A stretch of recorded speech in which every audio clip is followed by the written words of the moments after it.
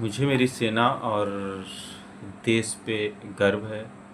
और हमारे जो भी अपर लेवल के नेता हैं, जो भी पॉलिटिशियंस हैं या जो भी हमारा देश चला रहे हैं, उन पे भी मुझे गर्व है। मैं उनके साथ हूँ और उनका सहयोग करता है।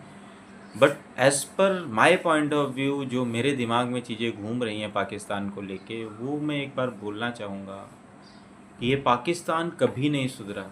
मैंने लास्ट वीडियो में कल ये कहा था कि राग अलापना पार्टियां शुरू करेंगी, राइट। और वो उन्होंने मॉर्निंग से शुरू कर दिया कि अमेरिका क्यों आया बीच में, अमेरिका ने क्यों कहा, हमने पीओके क्यों नहीं लिया। वो मेरे कल के वर्ड थे और इस पे ही राग अलापना शुरू कर दिया है अदर पार्टियों ने। और सबसे पहली पोस्ट की इंदिरा गांधी आयरन लेडी थी। मैं मानता हूँ, मैं उनका सम्मान करता हूँ, हमारे देश की पूर्व प्रधानमंत्री थी। लेकिन मेरे अगर आज इस पे सवाल हो रहे हैं तो उस पे भी दो सवाल होने चाहिए। आपने 93,000 पाक आर्मी को बंदी बनाया, उनको एक तरह से हथियार डलवा दिए। तो पहला तो मेरा सवाल उन्हीं, अगर जो ये पोस्ट डाल रहे हैं, तो पहला मेरा सवाल ये है कि उन्होंने उन सैनिकों को छोड़ा क्यों, पाकिस्तान को अपने हाथ में क्यों नहीं लिया। पहला सवाल। इस हमारे जवान शहीद हुए, कई लोग शहीद हुए, उसके बाद हमने पाकिस्तान को धूल चढ़ा पाई थी। दूसरी बात, तब उतनी टेक्नोलॉजी नहीं थी, तब ज़्यादा से ज़्यादा 0.22 या 7.62 का युद्ध था और INS विक्रांत भी था उस समय। तो जो वो युद्ध था, उस समय हमने हथियार डलवा दिए थे उनके और उनको हार भी मनवा दी, उन्होंने घुटने टेक दिए थे। लेकिन हमने उनको छोड़ा क्यों, अगर बार बार हर जगह यही पोस्ट डाल रहे हैं लोग। अगर वो भी हो गया तो 2004 से लेके 2014 तक कांधार हाईजैक हुआ, या पहले भी 2000 जब कांग्रेस की सरकार रही, कांधार हाईजैक हुआ, उसके बाद 26/11 हुआ, उसके बाद कई जगह विस्फोट हुए। तो जो आज ये पोस्ट डाल रहे हैं कि आयरन लेडी थी, मैं मानता हूँ पूर्व प्रधानमंत्री, उन्होंने घुटनों पर ला दिया, लेकिन आपने क्या किया। आप सिर्फ सरकार पे प्रत्यारोप आरोप लगाना चाहते हैं। 1978 में परमाणु हथियार का आविष्कार कर लिया था पाकिस्तान ने, सफल परीक्षण भी कर लिया था, लेकिन इंडिया ने नहीं किया था। इंडिया ने 1998 में किया। क्यों किया? जब अटल बिहारी वाजपेयी ने अपनी पूरी शक्ति लगा दी, तब कर पाया। तो फिर अगर आप एक तरफ क्रेडिट लेना चाहते हो तो दूसरी तरफ भी लो ना। अगर आप ये क्रेडिट ले रहे हो कि 1971 में घुटनों पे ला दिया तो आप ये भी क्रेडिट लो 2004 से 14 के बीच। आज आप कह रहे हो अमेरिका ने युद्ध विराम क्यों करवाया, अमेरिका की तरफ से खबर क्यों आ रही, 2004 से 14 के बीच आप जाते थे और UN के आगे गिड़गिड़ाते थे, हाथ जोड़ के उनके आगे गिड़गिड़ाने लगते थे बैठ के कि पाकिस्तान ने ये कर दिया। तो तब तब कहाँ थे तुम? अपनी सरकार को खुद ही कटघरे में खड़े कर देते हो। पहला सवाल। दूसरा सवाल, अब मेरा जो प्रेजेंट टाइम सरकार है, मोहम्मद गौरी को 16 बार छोड़ा था, पृथ्वीराज चौहान ने 17वीं बार उसने घात कर दिया था, उसने नहीं छोड़ा था। क्योंकि तुम्हें पता है, तुम उस दुश्मन को छोड़ रहे हो जिसके साथ तुम्हारे और भी दुश्मन खड़े हुए हैं। चाइना उसके साथ खड़ा हुआ है। तुम ये सोचते हो, अगर तुम्हारा as of point of view, मैं ये नहीं कहता इसमें कितनी सच्चाई, लेकिन as of my point of, view यहाँ पे क्या है, अगर आप ये सोच रहे हो कि बिहार चुनाव आएंगे, यूपी चुनाव आएंगे या 2029 के चुनाव आएंगे तब हम POK ले लें, ध्यान रखना, दुश्मन को कभी कमज़ोर नहीं समझना चाहिए। ठीक है, आपने उसे थोड़ा सा टाइम दिया, इतने में वो और तैयारी करेगा। उसके जो साथी देश है ना, टर्की, वो तब तक इनके पास सारी चीज़ें, सारा असला बारूद, फाइटर जेट सब कुछ भेज देगा। तब तक वो इनके पास इकट्ठा कर चुका होगा। उसको ये मतलब नहीं है पैसे देंगे नहीं देंगे, उसको ये मतलब नहीं मेरा कितना फ़ायदा होगा, वो धर्म के आधार पे इनसे वो करेगा।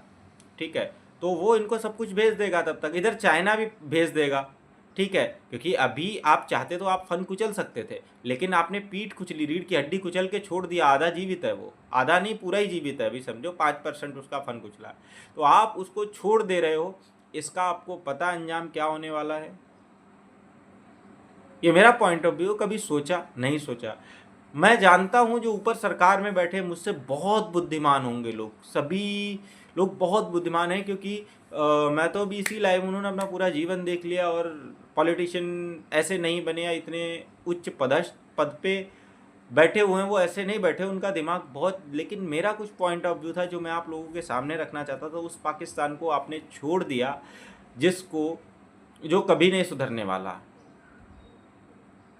जिसकी जिसकी सेना, जिसके पीएम की ही नहीं सुनती, तो वो क्या करेंगे? तुमने उसको छोड़ दिया, वो भी चाइना और तुर्की से सहायता लेके सारे फाइटर जेट्स S-400 का उनके पास जो भी कॉपी होगा वो सब कुछ मंगा के अभी वो इकट्ठा कर रहा है, और कुछ दिन बाद तुम पे फिर चढ़ जाएगा। हमारी सेना में इतनी दम है, हमारे पास इतने, लेकिन फिर भी वो अभी जितना आपने आधा तो कमज़ोर कर दिया था, 50% कमज़ोर कर दिया था, 50% और कमज़ोर करके ले लेते पीओ के। लेकिन ये तो हमारी पुरानी आदत रही है कि पहले उसको दबाओ फिर उसको छोड़ दो। तो ये कहीं ना कहीं गलती कर रहे हो Modi ji, my prime minister. कहीं ना कहीं इस पे विचार किया जाए। और मैं जानता हूँ जो लोग कह रहे हैं युद्ध विराम क्यों हुआ, चीज़ें क्यों हुई, लेकिन जो पॉलिटिशियंस अभी बार बार सवाल उठा रहे हैं ना, तो एक बार उन उन मेरी सब पूरी जनता से विनम्र निवेदन है कि एक बार वो पॉलिटिशियन से जाके पूछ लेना कि कितने घर के बच्चे आपके आर्मी में हैं। वो बताएंगे आपको कितने बच्चे आर्मी में, कितना कौन आर्मी में। लेकिन मेरा सवाल फिर यही आता है कि जब हमने उसको 50 नहीं 70-80% कुचल दिया, 20% रह गया, वो भी कुचल के जो तुम्हें लेना था वो ले लेते। लेकिन नहीं, अभी तो तुमने आराम दे दी उसको, आराम दे दी। वो खा पी के कुछ दिन में फिर मोटा हो जाएगा, फिर वो आएगा, क्योंकि वो मानने वाला नहीं। अगर आपको ये लगता है ना वो सुधर गया, वो कभी नहीं सुधरेगा। तो सोचो, अभी भी समय है। सांप को आधा फन कुचल के छोड़ना नहीं चाहिए, क्योंकि यदि आप छोड़ते हो, सांप को अधमरा छोड़ते हो, तो तुम्हें नहीं छोड़ेगा। अभी पहले जो उसके पास शक्ति नहीं थी, धीमे धीमे उसकी बढ़ी, अभी और बढ़ रही है, ठीक है। और अभी अगर तुमने छोड़ दिया 1-2 साल के लिए तो और बढ़ेगी। यही टर्की, यही चाइना, यही अजरबैजान इसको हथियार दे दे के, चीज़ें दे दे के भर देंगे और पीछे से लड़ेंगे, ठीक है। रसिया दूर है तुमसे, टाइम लगेगा, चाइना दूर नहीं है। तो इस बात पे मंथन करो, मत छोड़ो, जो करना है कर डालो। अगर चुनाव का इंतजार करते रहे तो फिर हो गया काम। मैं सेना और सरकार के साथ हूँ, उनका जो भी निर्णय लिया होगा वो सही लिया होगा, लेकिन कहीं ना कहीं as of my point of view है, जो बातें मैंने रखी हैं कि आपने उसको मजबूत होने का टाइम दे दिया। और जो लोग, फिर मैं वही कहूँगा कि जो लोग 1971 और उसकी जंग की बात करते हैं, तो वो दौर कुछ और था, ये दौर कुछ और है। वो छोर कुछ और था, ये छोर कुछ और है। तो तब टेक्नोलॉजी नहीं थी, अभी बहुत टेक्नोलॉजी है। तो इन चीज़ों को समझा जाए और देखा जाए। जय हिंद।